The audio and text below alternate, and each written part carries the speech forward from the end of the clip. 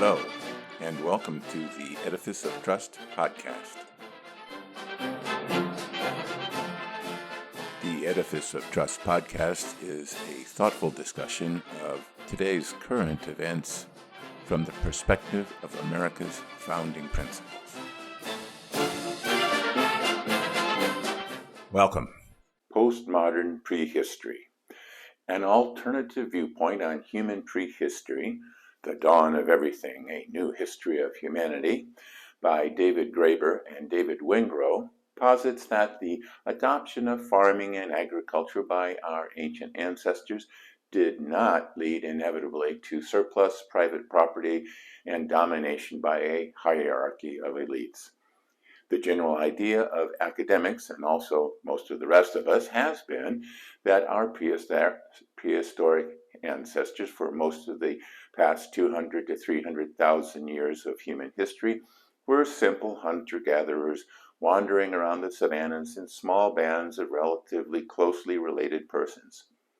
These foraging hunter-gatherers were, by necessity, egalitarian because the nomadic nature of their lives prohibited the accumulation of wealth and property. While progress over the millennia was slow, these supposedly simple ancestors made some earth-shattering advancements that changed the course of human history, especially the development of language to communicate with other humans. Language was probably originally developed to alert other humans about the various dangers that confronted prehistoric life, and to support hunting bands in getting meat from animals larger, stronger, and faster than puny humans. Language allowed humans to think, really think. We are now so accustomed to using language that it is almost impossible to think without using words.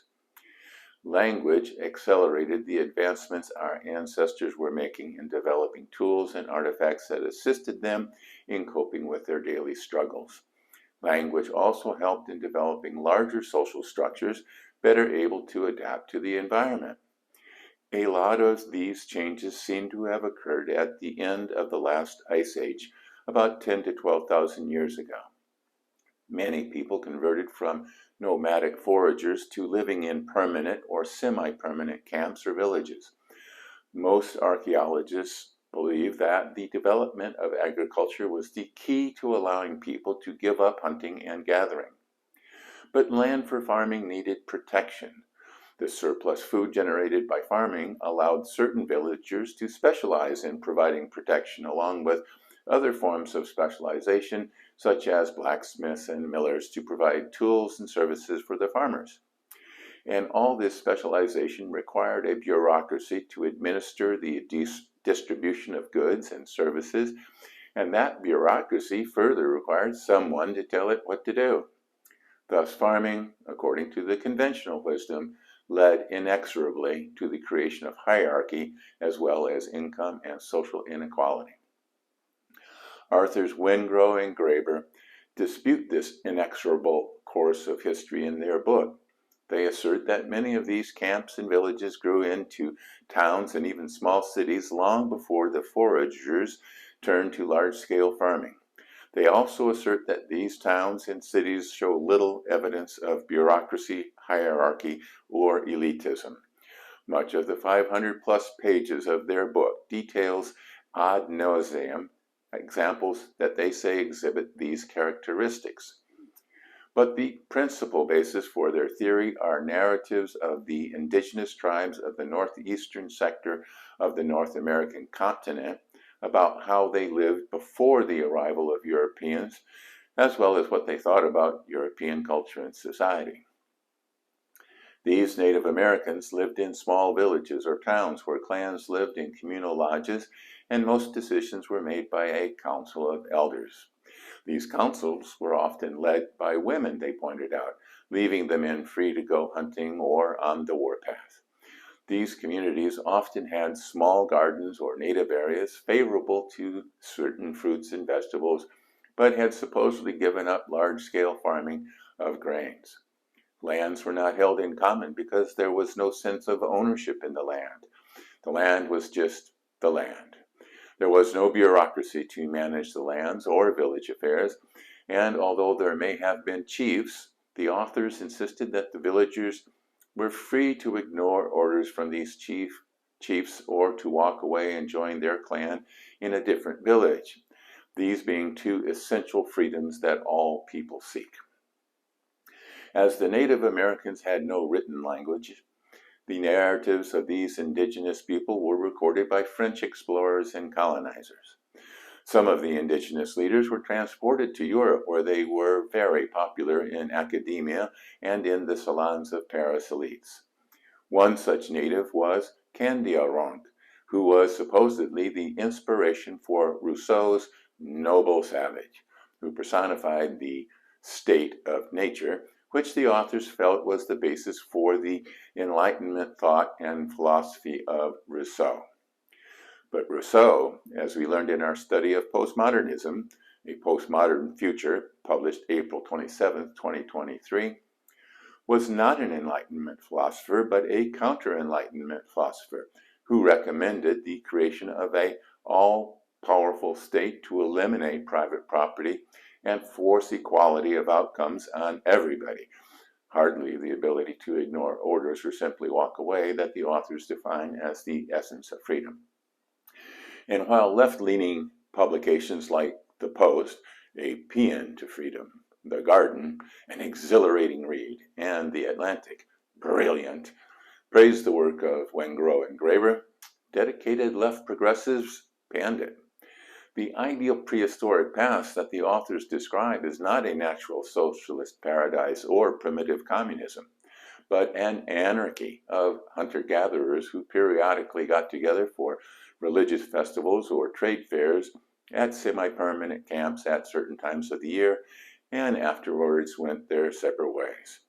David Graeber himself was a dedicated anarchist and a founder of Occupy Wall Street. He didn't want an all-powerful state. He wanted no state, and that is what the book describes.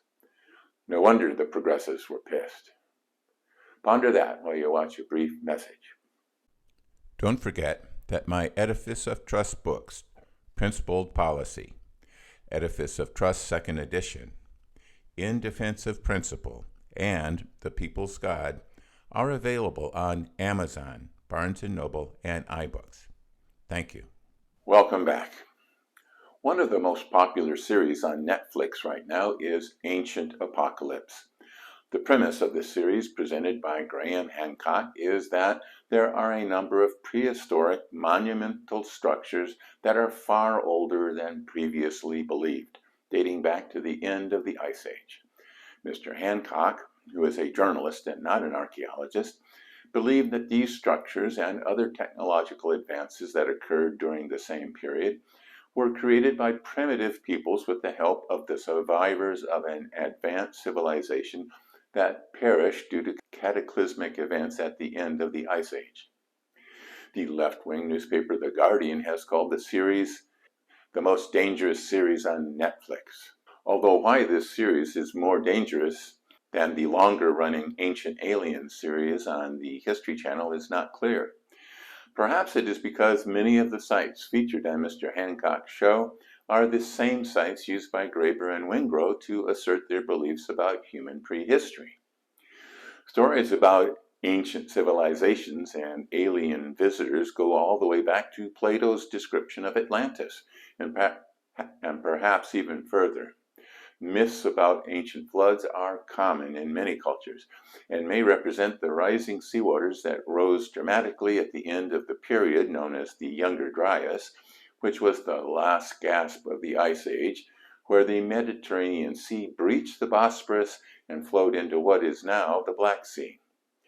Many books, and comic books as well as TV series and movies, have been made about these events. The producers use evidence that supports their theories and ignore the wide body of knowledge that dispute their conclusions. Professors Graeber and Wengrow did not set out to make a popular TV series. Rather, they wanted to create a theory that supported their ideological beliefs. And like Mr. Hancock, they selected evidence that they could use to support those beliefs, even if other archaeologists believe that the evidence points elsewhere. Like many theories derivative of postmodern philosophy, much of this so-called evidence is based on narratives and feelings. The authors close their book by defining what they call the third basic freedom that complements the freedoms to disobey orders and to walk away. That is the freedom to, quote, create new and different forms of social reality.